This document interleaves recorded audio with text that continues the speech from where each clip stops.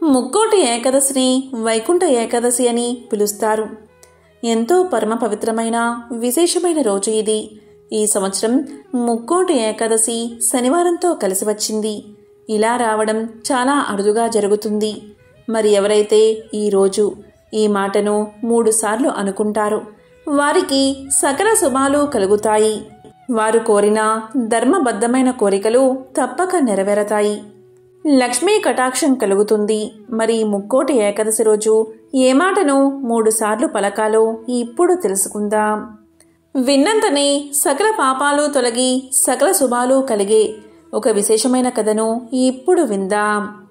ఒకసారి నారాయణుడు లక్ష్మీదేవితో ఇలా పలుకుతాడు. లక్ష్మి, ప్రజల్లో ఎంత భక్తి పెరిగింది. అందరూ కూడా నారాయణ నారాయణ అంటూ నా నామాన్ని జపిస్తున్నారు అని పలుకుతాడు. ఆ మాటలు విన్న లక్ష్మీదేవి ఇలా చెప్తుంది. స్వామి, అది మీకోసం కాదు, నా కరుణా కటాక్షం కోసమే మీ మీద భక్తి పెరిగింది అని సమాధానం చెప్తుంది. దానికి మహావిష్ణువు, అయితే జనులంతా లక్ష్మీ లక్ష్మి అని ఎందుకు జపించడం లేదు అంటాడు. అప్పుడు మహాలక్ష్మి ఇలా అంటుంది.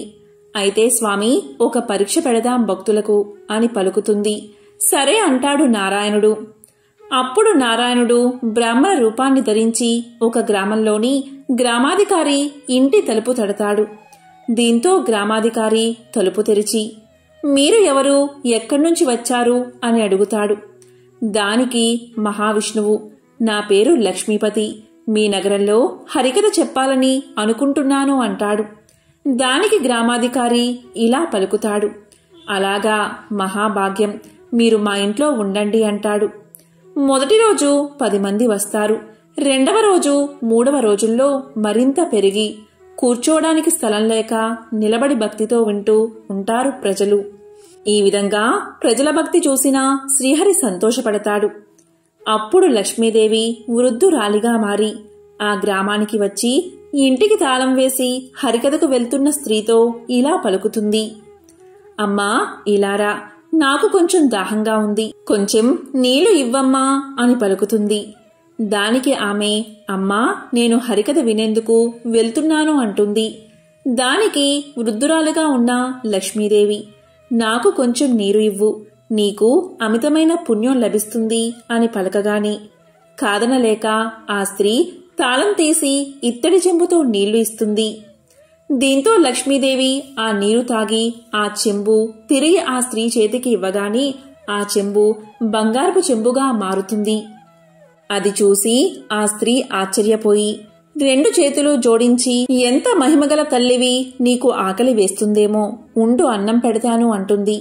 దానికి ఆ వృద్ధురాలు, లేదమ్మా, నాకు ఆకలిగా లేదు అంటూ అక్కడ్నుంచి వెళ్లిపోతుంది.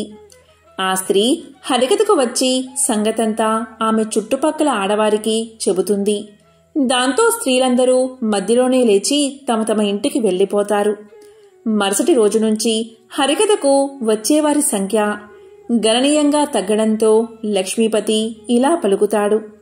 భక్తుల సంఖ్య ఎందుకు తగ్గుతుంది అని అడుగుతాడు. అప్పుడు గ్రామాధికారి ఇలా సమాధానం చెప్తాడు. ఎవరో ఒక మహిమగల తల్లి గ్రామానికి వచ్చిందట. ఆమె ఎవరింటికైనా వెళ్లి ఏ వస్తువును తాకినా, ఏమి తాగినా, తిన్నా ఆ వస్తువు బంగారంగా మారిపోతుందట అని సమాధానం చెప్తాడు గ్రామాధికారి. దీంతో నారాయణుడికి వచ్చింది లక్ష్మీదేవి అని అర్థమవుతుంది. గ్రామాధికారి కూడా ఆ వృద్ధురాలి దగ్గరకు పోయి ఇలా పలుకుతాడు. అమ్మా, నేను హరికథ నిర్వహిస్తున్నాను, మీరు నా ఇంటికి ఎందుకు రాలేదు అని అడుగుతాడు. దానికి ఆమె ఇలా చెప్తుంది.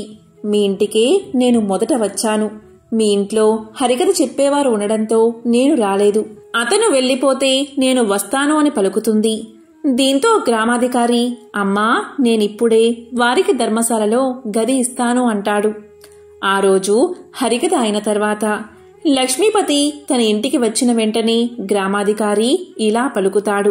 లక్ష్మీపతి గారు, మీరిక ధర్మశాలలో ఉండండి, అక్కడ అన్ని ఏర్పాట్లు పూర్తయ్యాయి అని పలకగాని ఇంతలో లక్ష్మీదేవి వచ్చి గ్రామాధికారిని, మీరు బయటకు వెళ్ళండి, నేను వారితో మాట్లాడుతాను అని పలుకుతుంది. అప్పుడు లక్ష్మీదేవి విష్ణుమూర్తితో ఇలా అంటుంది. ప్రభు ఇప్పుడైనా ఒప్పుకున్నారా? భక్తులు మీకోసం కాదు, నాకోసమే మీ నామం జపిస్తున్నారని అని పలకగానే నారాయణుడు, అవును లక్ష్మి, ఇదంతా నీ ప్రభావమే. కాని నీవు నా కోసం వైకుంఠం విడిచి వచ్చావు. ఎక్కడ నా కథలు చెబుతారో అక్కడే నీవు ఉంటావు అని నారాయణుడు వైకుంఠానికి బయలుదేరతాడు. ఆ తరువాత ప్రతి ఒక్కరూ తమ ఇళ్లల్లోకి ఈ తల్లి రావాలని కోరుకుంటారు. కాని లక్ష్మీదేవి ఇలా చెప్తుంది, నేను కూడా వెళ్తున్నా. నారాయణుడు ఎక్కడ ఉంటే అక్కడే నా నివాసం. మీరు నారాయణుణ్ణి పంపించారు, అందుకే నేను కూడా ఆయన దగ్గరకు వెళ్ళిపోతున్నాను అని వైకుంఠాన్ని చేరుకుంటుంది. ఇక ఈ ముక్కోటి ఏకాదశి రోజు ఏ మాటను 3 సార్లు అంటే సకల పాపాలు తొలగిపోతాయో ఆ మాట ఏంటో ఇప్పుడు తెలుసుకుందాం.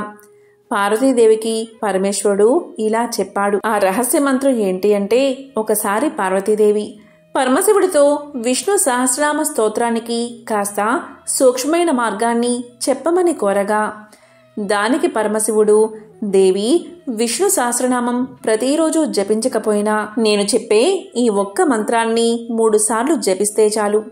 విష్ణు సహస్రనామ పారాయణ ఫలితమే కాదు, ప్రతిరోజు శివ పంచాక్షరి మంత్రాన్ని 1000 సార్లు జపిస్తే ఎంతటి ఫలితం వస్తుందో అంతటి ఫలితం భక్తులకు లభిస్తుంది.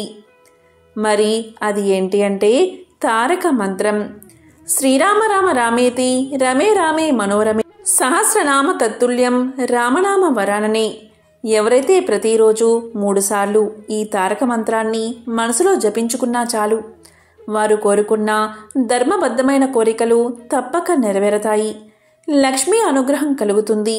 ఏ భక్తులు కాశీలో జీవిస్తూ ఆ పుణ్యక్షేత్రమందు మరణిస్తారు, వారికి మరణ సమయాన ఆ భక్తవ శంకరుడే ఈ తారక మంత్రాన్ని వారి కుడి చెవిలో చెప్పి వారికి సద్గతి కలిగిస్తాడని ప్రగాఢ విశ్వాసం. అంతేకాదు, ఈ తారక మంత్రాన్ని ఎవరైతే 3 సార్లు జపిస్తారో వారి సమస్త పాపాలు కూడా ఆ రామనామ అగ్నిజ్వాలలో పడి దహించుకుపోతాయట. అంతేకాదు, ఈ తారక మంత్రం వల్ల మిక్కిలి జ్ఞానాన్ని, జన్మరాహిత్యాన్ని పొందుతారట. ఈ తారక మంత్రాన్ని సాక్షాత్తు పరమశివుడే పార్వతీదేవికి రహస్యంగా వివరించాడు. కాబట్టి ఈరోజు ఈ తారక మంత్రాన్ని ప్రతి ఒక్కరూ కూడా 3 సార్లు జపించి పాపాలను నశింపచేసుకుని లక్ష్మీ అనుగ్రహాన్ని పొందండి. మీరు ఏం చేసినా విజయాన్ని సాధించండి.